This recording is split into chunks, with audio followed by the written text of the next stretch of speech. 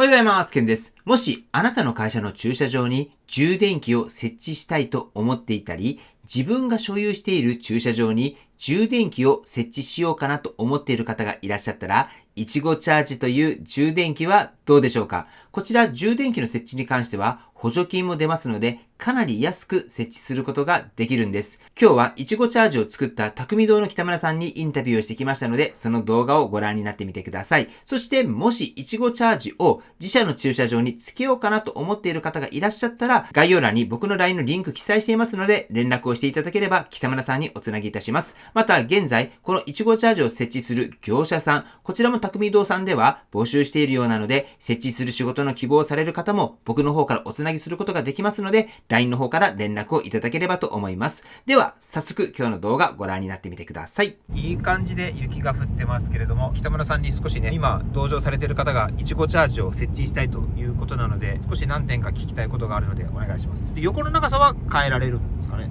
横の長さも変えられますよ。オーダーメイドで車室で変えられます。最大何個とかってあるんですか？最大は連結すれば何個といけますし、車幅は基本2500なんですけど、2500と2400は同じキットで使えるようになってます。じゃあ例えば一つとかでもいけるんですか？一つもいけますけど、一つの場合はあんまりいちごチャージの効果が発揮できないかもしれないですね。じゃあ理想は4台ぐらいだけれども、駐車場の幅とかによって2台しか無理だなっていう場合は2台とかのカスタムも可能ってことなんですね。6台でも8台でも10台でも可能で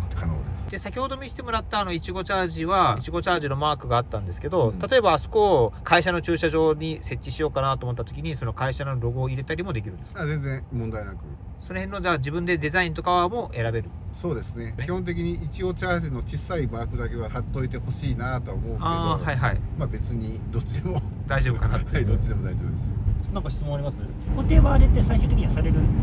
そうですね。ちょうどまだ設置の途中ですけど、地面にねサッカーゴールとか止めるようなね、そういう杭があるんですけど、それで地面に固定できるようになってますね。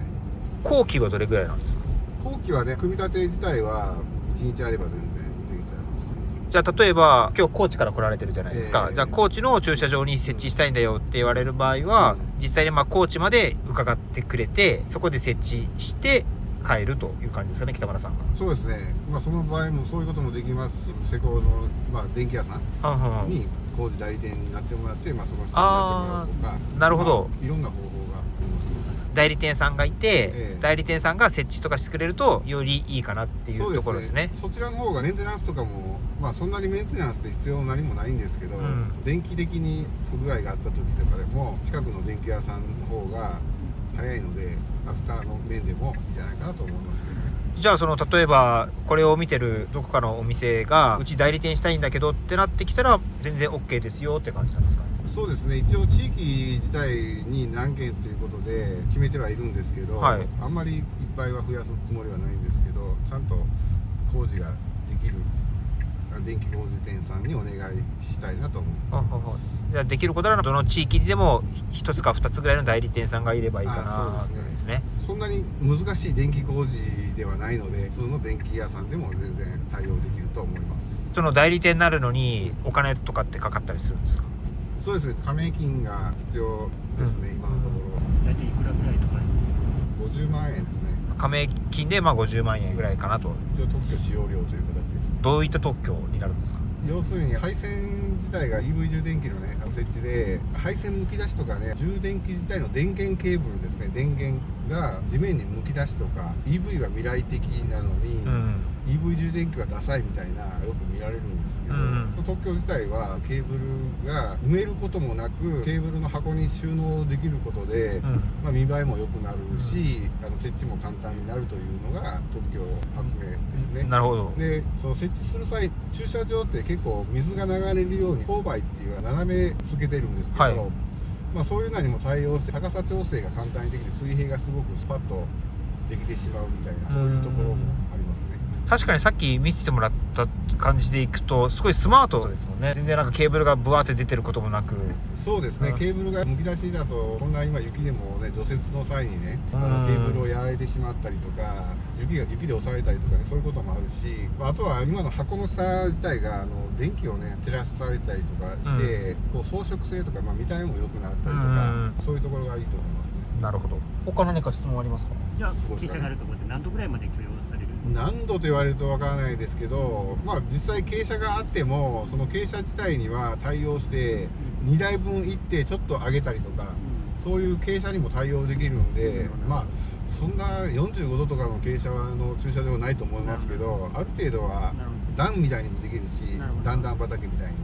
そういう設置の仕方もできるんで、いろんな対応ができます。さっきその代理店さんになる場合は加盟金で50万円っていう金額だったんですけど、例えば今日来られてる方がご自分の駐車場にいちごチャージを設置したいというふうになった時に費用的にどれぐらいかかる感じですかね？費用的には実際270万円ぐらいかかるんですけど、今国の補助金がありますので、補助金を使えば実質40万円を出せば充電器の分が半分だけの補助金なんで、1台につき10万円足りない分の4台分として40万円の負担になりますね。でその40万円も半分を負担してくれる地域もあるので、そうすると実質ゼロで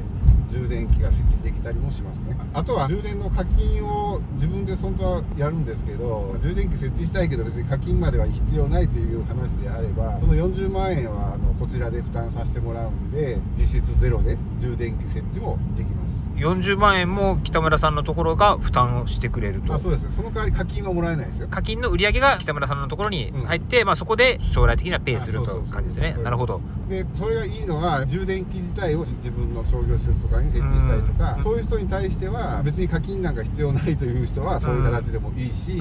課金自体でやっぱ将来フル稼働する場合だと結構 2,3 年でペイできてしまうんですよね。フル稼働すれば回収は早いんですけど、フル稼働するかしないかわからないので、EV の、充電器をつけたいという方は負担なしでつけたいという方もいますし、40万円負担して自社で持ってもらってもいいし、それはいろいろなやり方があります。なるほど。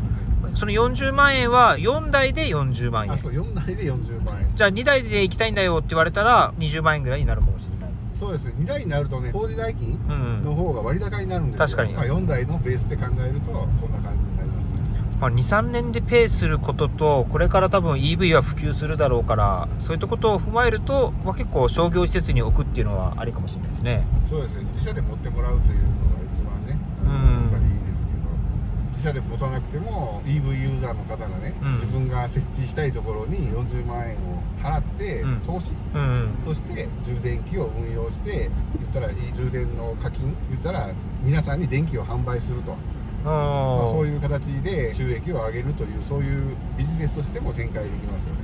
じゃあ例えばマンションがありますと、そのマンションに EV の充電器がないですと、ここのマンションに充電器あったらきっと喜ぶ人多いだろうなと思って、そのマンションの管理している方にここにうちが負担で充電器を貸してもらえませんかみたいなことを言って、はい OK ですってなった時に、充電器を置くことによってちょっとした不動産投資の収入的なものが将来的には見込める可能性があると。そうですね。いうことですね。そうなんでお貸してくださいということで、実は打診しに行ってもいいですよね。一切こちらが全部責任持ってやりますので、とかって言ってですね。EV ユーザーの方じゃないと EV 充電器がどこにあったらいいかというのもあるし、ガソリン車乗っている人はそこまで EV 充電器必要かと、まだいいじゃないかという話になるんですけど、これからやっぱ EV がどんどん普及させるためにはその EV 充電器は必要なんですけど、EV 乗っている方が広めるのがいいのではないかと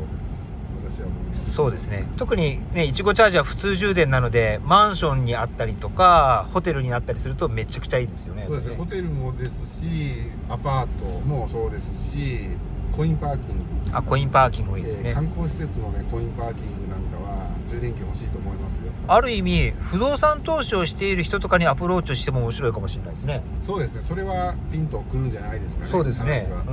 なるほど、電気を売るんかと。ただ一番の問題は、ただ今はまだそこまで EV が進んでないので、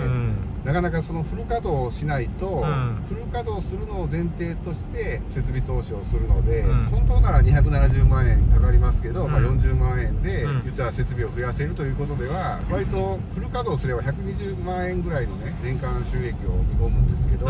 そうすると40万円で充電器をね設置しても投資回収ってすごい早いですよね。ちなみにどれぐらい持つもんなんですか、充電器って1回設置したら。基本的には保証は1年なんですよね。延長保証とかもそこはいろいろあると思いますけど、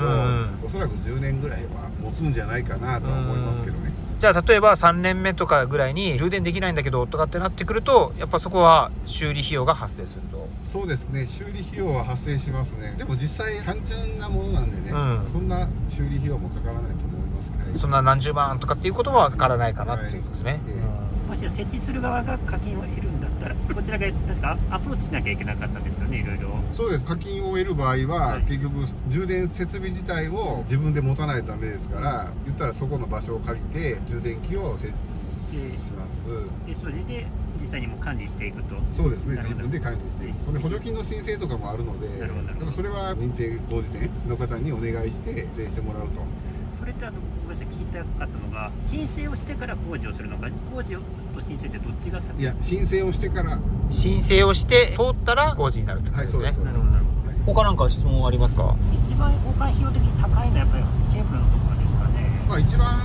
壊れやすいのは充電器本体ですね。それ以外は大丈夫です。撤去も楽ですよね。もし修理が必要になった時は、先ほど言った加盟店と代理店にまた相談するというか、そういうことです。工事費用以外に特別な支払い金とかかかるっていうような感じなんですかね。いや、それはないですね。加盟金かかったらもうそれ以降はもう工事してもらうって感じで。工事代理店？はい。工事代理店はそうですね。じゃあ工事代理店になりたいところはその加盟金だけ1回払って、加盟金と更新料が今15万円の予定。それだけで加盟店としてやっていけるってことですね。一番初めの人だけなんかキャンペーンで無料にするっていうのはどうですか？おー、いいじゃないですか。最初50件もあればみたいな。50件、おー、いいですね。10件ぐら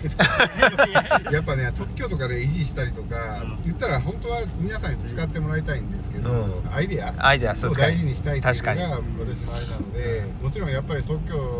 かの維持管理とかいろいろお金がかかるんで、そういうところを皆さんに負担してもらってみんなで盛り上げるかな。そうですね。で実際認定工事店とかになって充電器の申請する図面ってね、4枚しかいかないんですよね。図面は4枚で済むし、一番いいのはやり方が設置費を安くしないとダメなんでね、電柱から引き込んで、ポールを立てて、すぐ引き込んでもう充電器を置くっていうパターンなんですよね。言ったら一つのパターンが4台分で決まっているので、図面自体も電気図面に関しては一緒なんですよね。別にいちいち変えるのは場所によって変えるぐらいなんで、要は申請も楽なんですよね。じゃあその自分の駐車場とかに設置したいっていう人はその最初に40万円ぐらいかかるだけで、あとは別に年会費とかも特に何もかからないっていうことですね。そうですね、課金システムが今あって、その課金システムはその今いちごチャージはそのピオチャージってやつを使ってますけど、そこの年間運用費がかかって、なるほど。それが施設代年間3万円、その4台とか2台とか関係なしに1つの施設で3万円かかります。それも今いちごチャージではピオチャージじゃなくて、独自の課金システムを今検討中なんですけど、ピオチャージにしても1回1500円で充電してもらったとしても、充電の課金の 20% は言ったらアプリ使用料決済料として取られてしまうんです。クレジットカードに 3%、4% かかりますけど、それでもそうやってかかってしまうので、そこを言ったらまだ稼働が少ないじゃないですか。少ない状態で3万円とか払ったりとか、その課金で 20% とか取られてしまうと、EV 充電器を投資した人の利益が減ってしまうんですよね。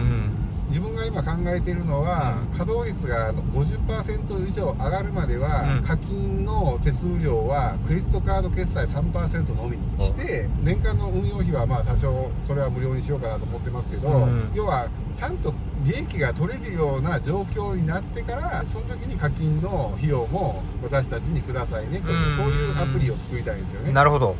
そうじゃないと設置しようとした人が、作ったはいいけどなかなかね収益取れないのに、負担だけが増えていくっていうのがやっぱり一番の問題だと思うんですよ。そうなんで課金料とか、うんそういうところもスライド式でできるような仕組みを作りたいなと思っています。それはいいですね。導入しようとしてる側からするとかなりハードル下がりますね。やっぱりね、そういうところが一番大事だと僕は思うんですよ。普及するために EV 充電器つける方もちゃんとしっかりと稼がないとダメだし、